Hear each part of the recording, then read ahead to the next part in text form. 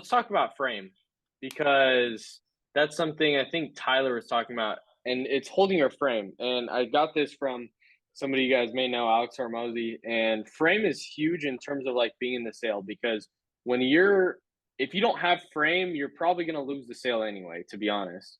And so frame is all about pretty much. So think about it this way: the you got the president. President has frame everywhere. Like he's the expert. People like love him or hate him. He has the authority. Whether wherever he's going, have to like there's there's police, there's security guards, there's like bodyguards everywhere, right?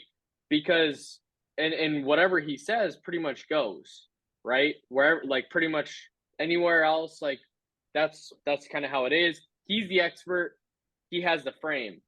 When he goes into the doctor's office, maybe he's getting a surgery or something's not right.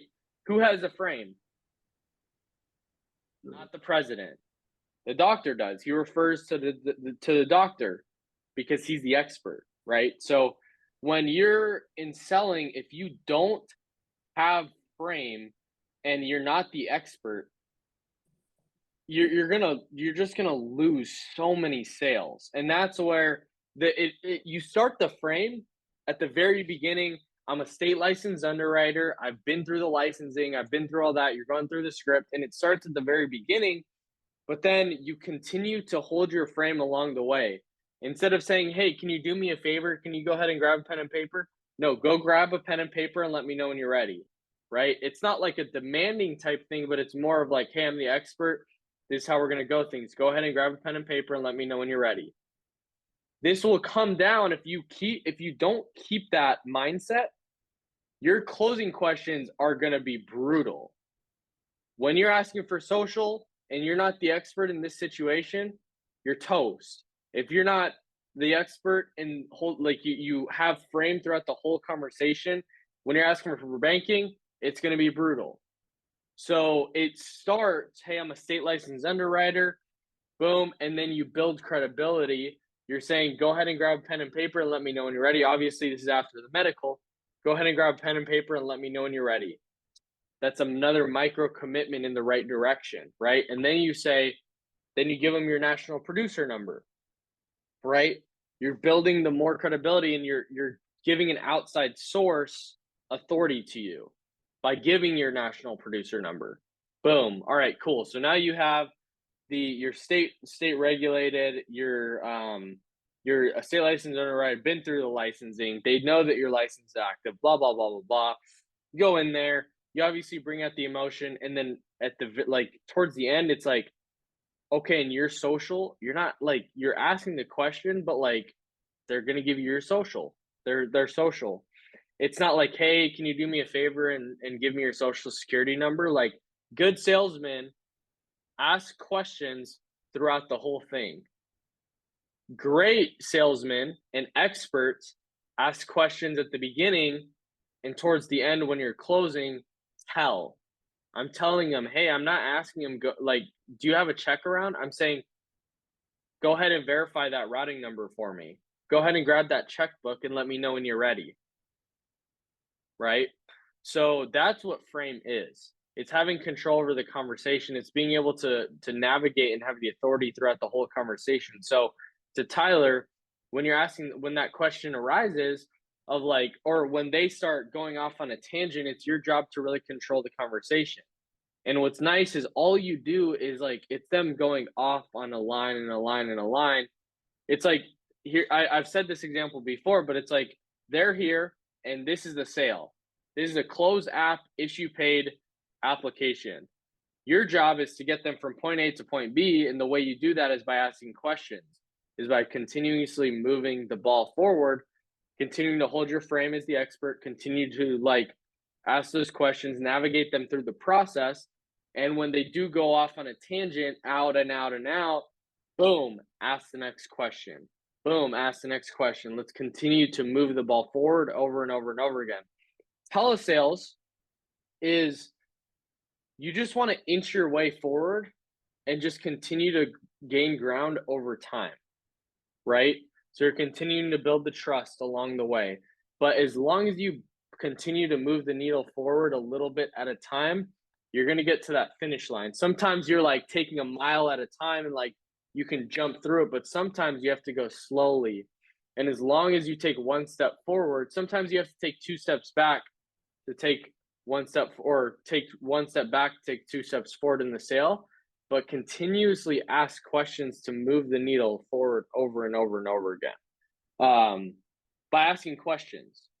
And I actually thought of this earlier today, but it's like baking a cake.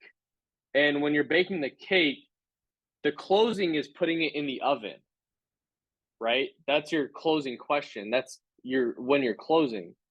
You have to have, it doesn't matter if you put the milk, eggs, butter, what, like the batter. It doesn't matter if you put, wherever you put those ingredients, it really doesn't matter.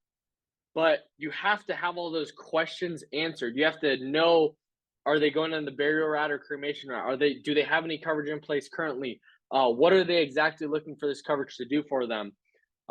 You're wanting to answer all those questions, and all those questions are like the ingredients to ask the closing question. And that's like putting it in the oven. They all have to be answered so that you can actually close, because there's no way you're going to close if you don't have all these questions answered. Does that make sense? Because if you don't know if they're going on the burial route or cremation route, you could be pitching way too low or way too high.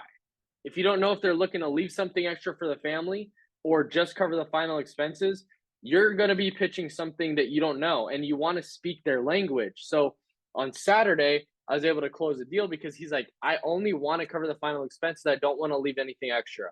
Perfect. Now I know. Now, are you looking to go down the burial route or cremation route? Which one were you looking to do? They say whatever it is. Perfect. Now we're good to go. Now I know that they're just looking to cover the burial and that's it. Not looking to leave extra. We can pitch like an $8,000 plan, a $10,000 plan. We can pitch those things. Does that make sense?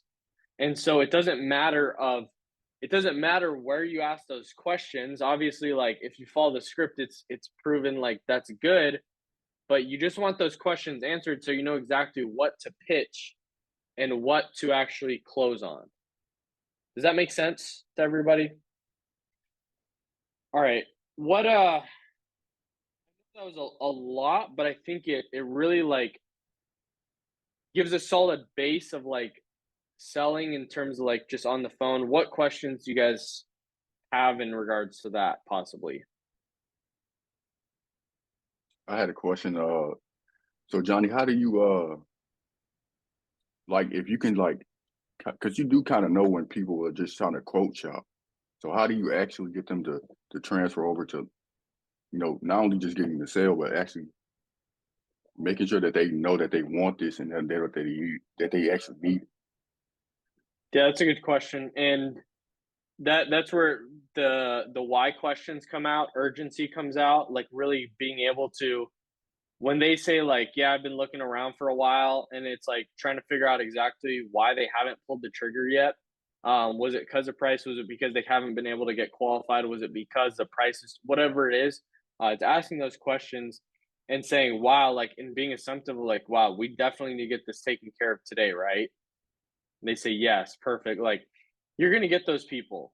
There are going to be those people, but like really being able to like dig deep into the why as well, relate it to people who they have, right? Somebody, they probably know somebody who didn't have life insurance when they died.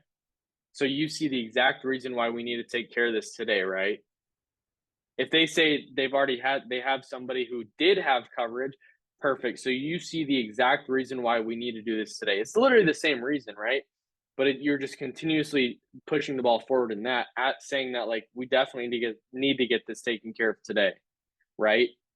Especially because of that. You never know. You never know if something were to happen. So, and there are going to be those people for sure. But it's really like throughout the sale and planting it in their brain to that we're going to get this taken care of today.